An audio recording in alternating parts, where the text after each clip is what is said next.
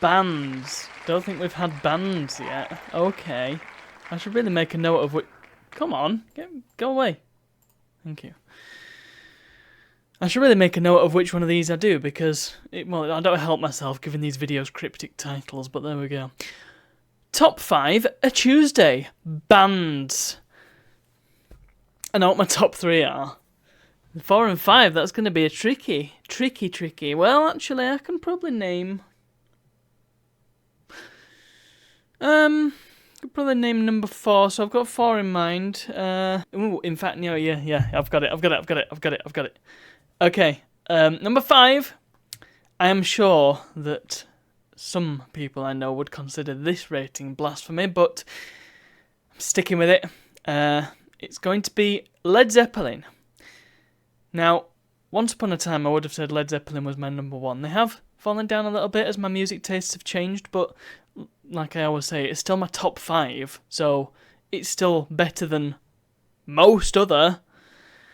Led Zeppelin, my first love when it comes to music and artists.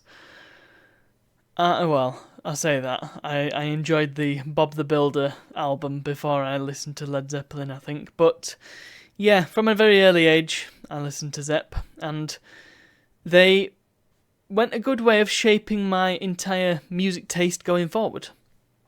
I love Led Zeppelin, and they're just straightforward, you know. As you'll probably learn from the rest of my picks, which all follow a somewhat similar theme. Sometimes you're listening to music and it's very deep and it's very meaningful and it's the music is very technically impressive. But sometimes that's not what you're in for. Sometimes you just want a flipping great rock song, right? And Zepp deliver a flipping great rock song, but some of the music is also deep, meaningful, and most, if not, I don't know if I'd say all of it, because, they did do a few throwaway songs, as most artists do. Filler for the albums. And so I'm not going to say that all of it was the best ever, but because otherwise they would be higher in the list, wouldn't they? But their music is indeed very technically impressive, and I always think back to Jimmy Page's whole violin bow and his guitar business. Fantastic, and Bonham on the drums, brilliant, and the very underrated and unsung hero that is John Paul Jones, who would spend half an hour playing the piano while the rest of them went to have a smoke. Yeah, that was Led Zeppelin live. I've seen frontman Robert Plant many times, and his music is still fantastic. That's changed as well quite a bit, and definitely worth looking into. So number 5, Zepp. Number 4, I'm going to say Big Train. I'm not super keen on all their music, but that which I do like, in fact, I say that all the music's good, and I would happily listen to all of it. It's just some of it's a bit too prog for its own good, I feel, and that's the same thing I feel about some of the early Genesis stuff, and a lot of Yes and flipping King Crimson. Oh, that was such a drag, that album. But BBT, they don't tend to fall into that trap very much, but their music is it's beautiful, it's poetic. A lot of it lives rent-free in my head. There's a fantastic song called The Passing Widow that I would happily recommend to everybody. Have a listen to that. It's gorgeous. But, I mean, the whole album, English Electric, parts 1 and 2, fantastic. The first album I listened to theirs was called Folklore, and it's all about English history. It's a very English band, in fact. They talk a lot about, the history of Britain and the folklore and the mythology of Britain. They did an album fairly recently called Grand Tour, which was more about it was about the classical Roman concept of the Grand Tour, which was just roaming around the world, and it was all about the culture that you find around the world. In fact,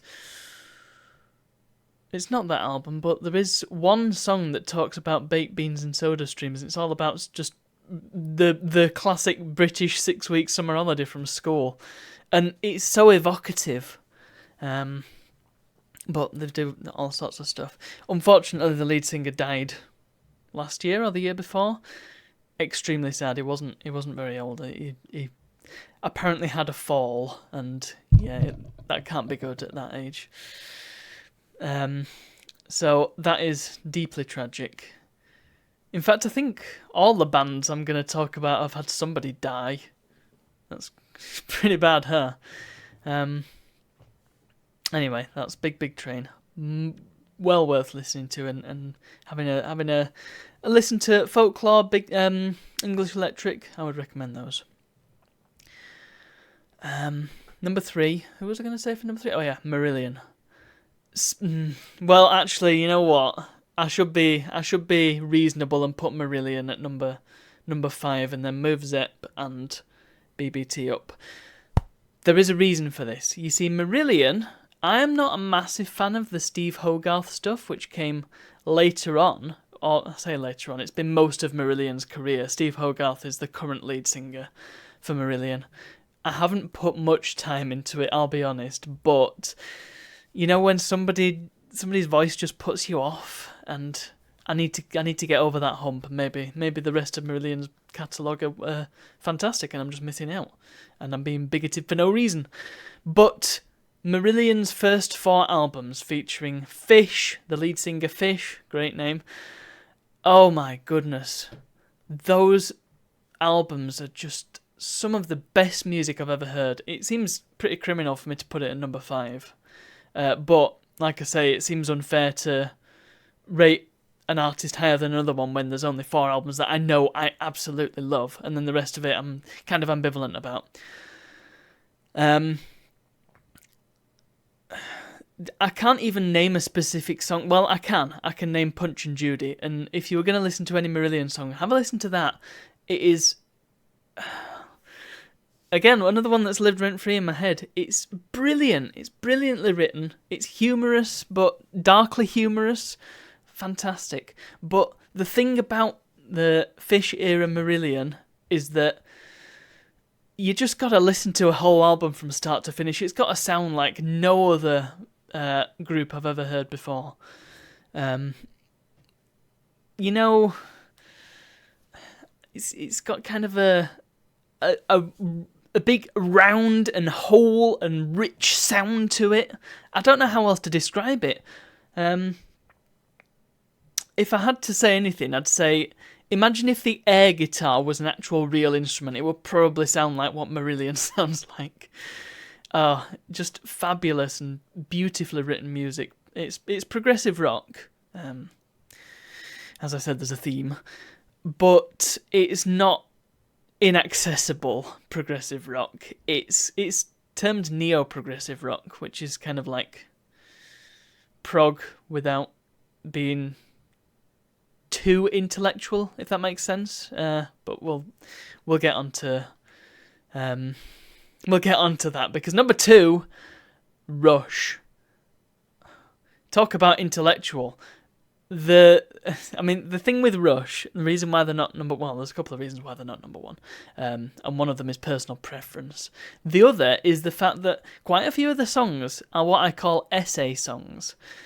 They're kind of preachy, particularly the album Hold You Fire tends to get a little on the preachy side. But Rush, no 2 albums of Rush are the same. That's one great factor about Rush, and I can see that being a downside to many people, because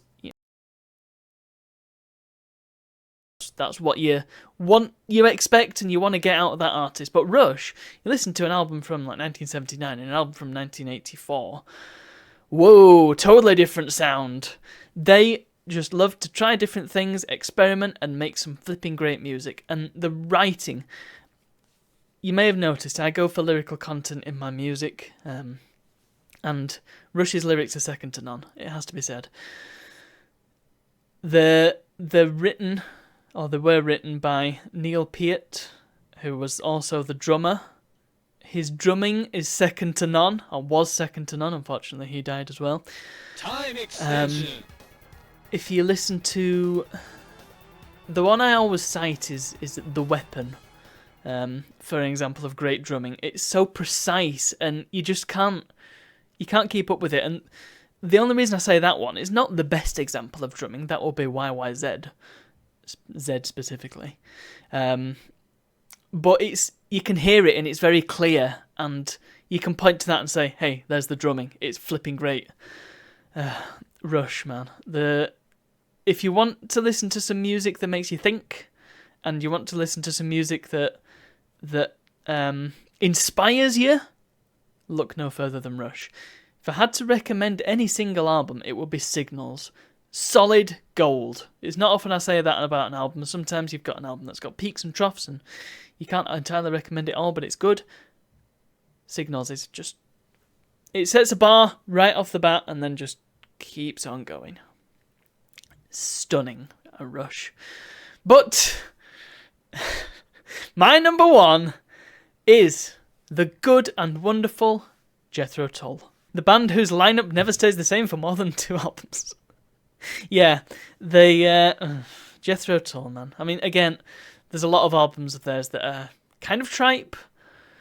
And it pains me to say that, but the thing is, Jethro Tull, there's just, when you have a favourite band or a favourite thing, and you don't really know why exactly, but it speaks to you on a certain level, and you feel like you can resonate with it. Tull are that for me. I have collected a lot of their special edition albums that have little books. Maybe I'll show one of those off. In fact, have I shown one off on vlogs? Well, I can show one again, it's fine. Show and tell Saturday, maybe. And in one of them, frontman Ian Anderson, i.e. the only permanent member of the band throughout its history, told a very interesting story that I've never forgotten. And it's one that I always try and think back to whenever I'm having a hard time. It was around the time, I think it was before or during the production of the first album. He was pretty much homeless at the time. He and the band had to travel down to Luton to record the session because one of the band members was stubborn and didn't want to leave Luton. And funnily enough, he had a nice home there, and he was warm, and he was with people, and it was all good for him. The rest of the band had to slum it, and Ian Anderson found himself a bedsit, the cheapest possible bedsit in Luton with no heating and single glazed windows in the attic. Yeah, and it was the middle of winter, so he had to sleep in his big brown overcoat. And he spent his last 10p on one of these polystyrene cups of soup and then slipped on some ice and spilled it all over himself. Now, bouncing back from you just know that being in an incident like that, that's rock bottom, isn't it? Bad news all around. You can't even afford to get your stuff washed at that point. You just got to live with soup all over you. Bouncing back from that and going on to create an album and be part of, in fact, be the leader of one of a successful band, not one of the most successful bands of all time. I think that's probably stretching it a bit, but a very successful band all the same, and one that's still going to this day. It takes some serious effort and some serious willpower, and so whenever I'm struggling with anything, I kind of just think back to that. But the thing with Tull, once again, no 2 albums sound the same, and they did a lot of experimentation in the early days. Started off with blues and then just never went back. And the thing I really like is that it's got a sort of... Their music has a sort of Pratchett-esque sense of humour to it. It is just beautiful in its tongue-in-cheekness. Of particular note, the album Thick as a Brick. Now, it's a single 40-odd minute track, because yes, that's prog rock for you. But the thing is, it was taken far too seriously, and a lot of people listened to it and thought this is nonsense. And the point is, it was supposed to be nonsense, and it was brilliant for it. Many people say it's one of the best albums ever made for that exact reason. Anyway, I've gone way over now, but let me make it clear that I love Jethro Tull, and I love all the artists that I've talked about. And I will leave it there. Thank you very much for watching, and I'll see you all tomorrow.